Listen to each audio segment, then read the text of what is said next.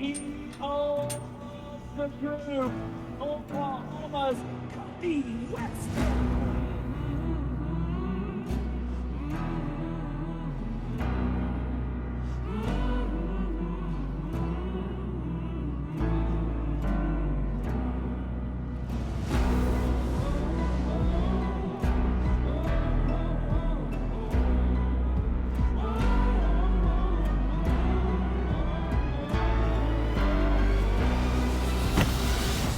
Hello everybody, I'm Cody Webster, and welcome to the BullSchool.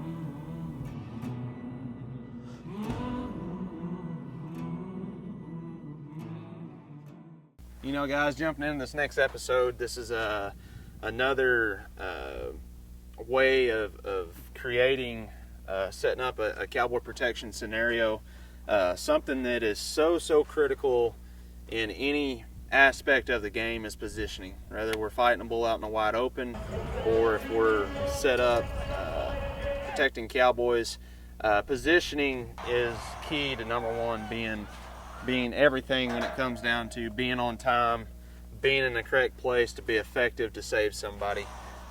You know, one thing that I want to break down, the fact that guys, you know, when I'm on the latch side, so that's meaning, you know, here's the latch, the left-hand delivery buck and shoot.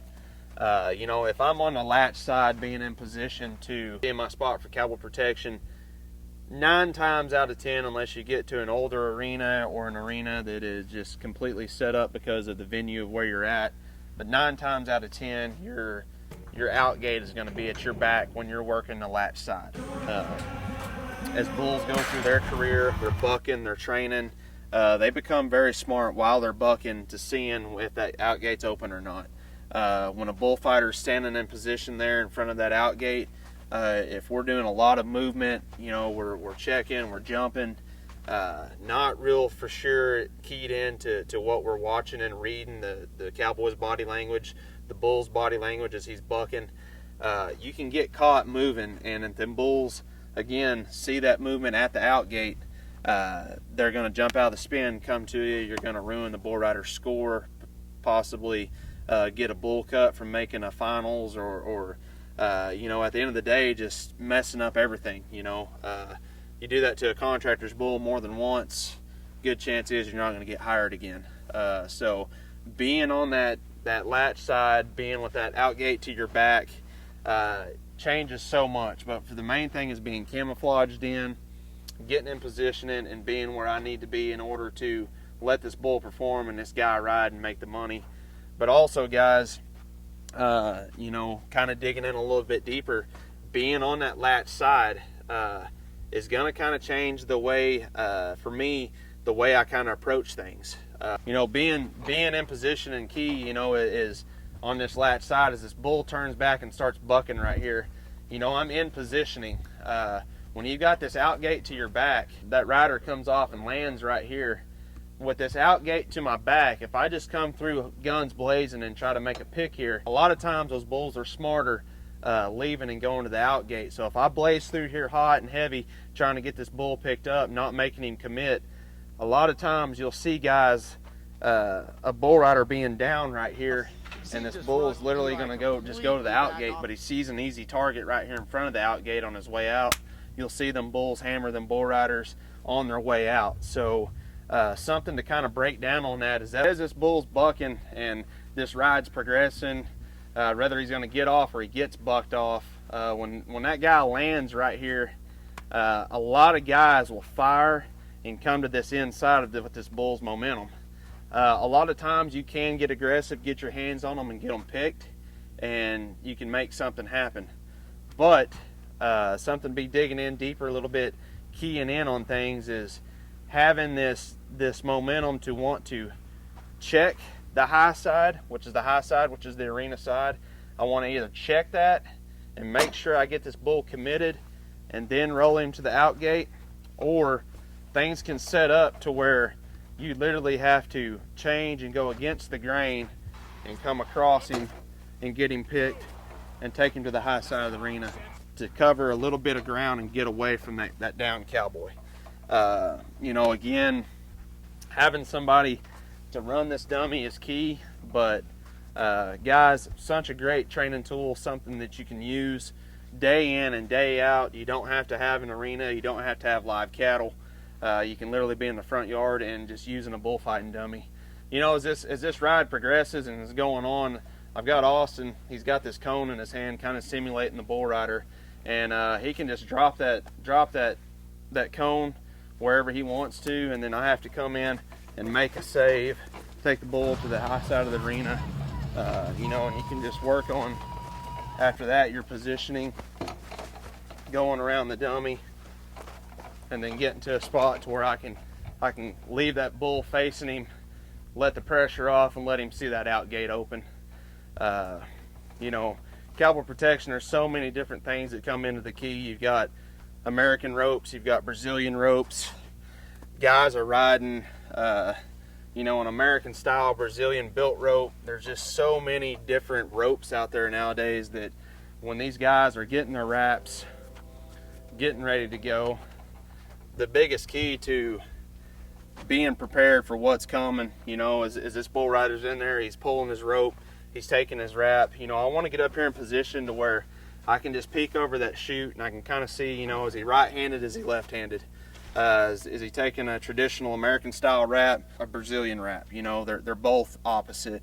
And that's going to really play a big key into when a guy makes a qualified ride of, you know, an American style rope. We've got to step in there, get our hands on this bull and pull him back away from his hand so he can get off, you know, going into his hand.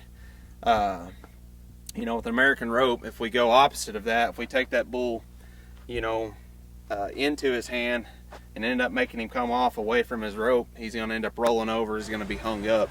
There's so much that a bullfighter can create or prevent, you know, and to me, being able to pay attention, seeing what kind of ropes these guys are riding with, what kind of wraps they're taking, to me is the ultimate key of being that little bit quicker on my decision of what I need to do. You know, if it's a Brazilian rope and these guys are good and confident on getting off with the Brazilian rope, then a lot of times you'll see us just move in and get in position and just let that bull keep bucking and let that guy pitch and check out and then fall in and get in position just to get that bull picked up, roll the time or two, and go to the out gate. Other times with that American rope, we're literally stepping in there, getting our hands on them, and bringing them bulls, you know, back away from their bull rope hand in order to let them get off successfully without getting hung up.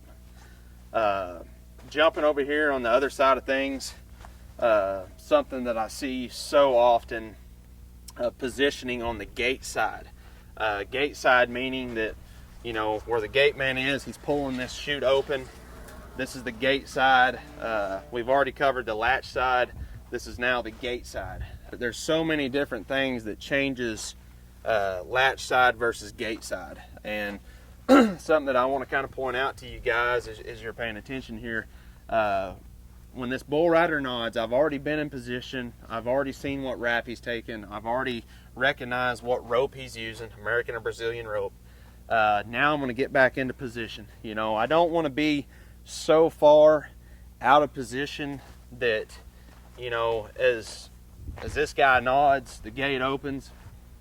You know, I'm so far, there's so much real estate between me, and if something goes down fast, this guy gets one jumped, or that bull hips himself and he drops that bull rider off right there at the latch, you know, it's going to be hard for me to get from this position all the way over here to be able to make a save successfully and save a guy. So many guys get caught being so far away, or, you know, you show up to an event and you've got a gate man that's got a 35-foot gate rope and he's stuck way out here trying to pull the gate. You know, there's so many different obstacles when you're on this gate side that you have to deal with, mainly because you're dealing with gate men that might be very good at what they do, and they work a lot of events throughout the years, and then there's rodeos that you run into to where that rodeo once a year is where he works the gate.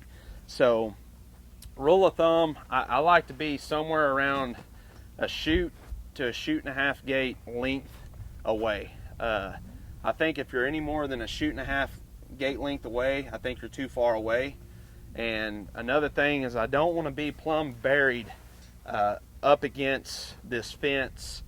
As this guy opens this gate, he's coming back, pulling that gate. If I'm buried in right here against this panel, you know, there's so much going on.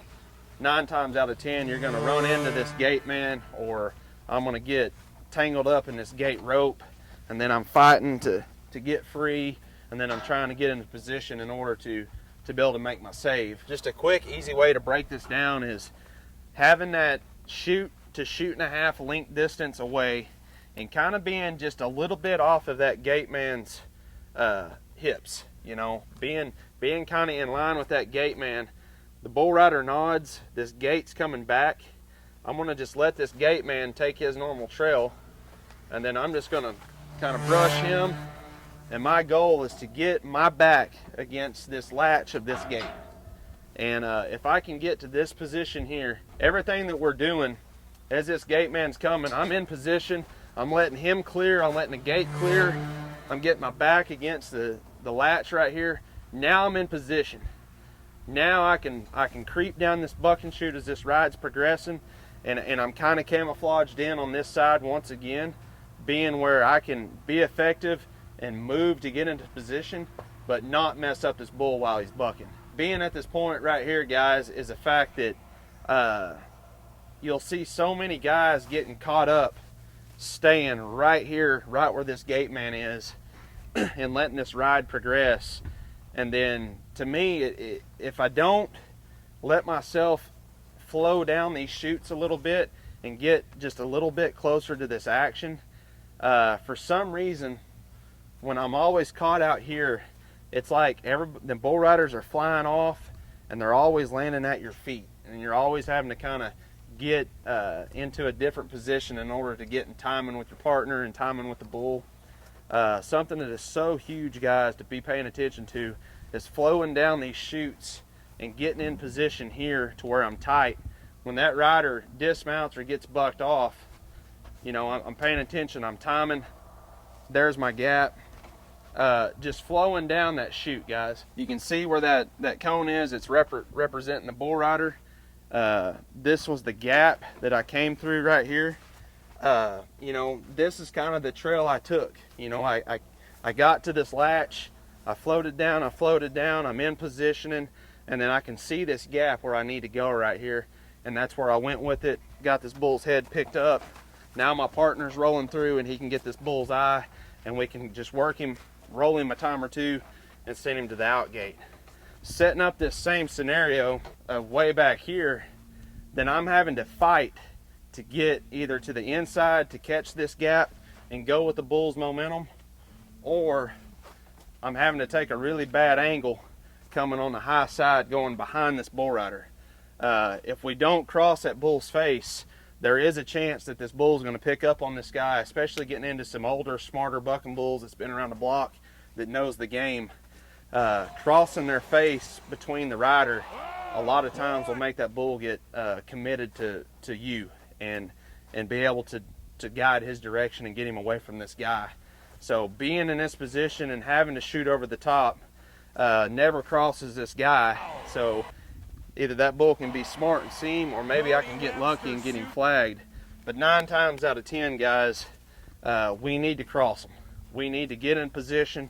We need to flow down. When this scenario sets up, I'm coming through the gap and able to get this bull crossing his face and getting him picked. There's so many great videos out there that you guys can be studying. To me, it's a huge part of what we do as bullfighters is daily having a very good film session or film routine that you're going to go through.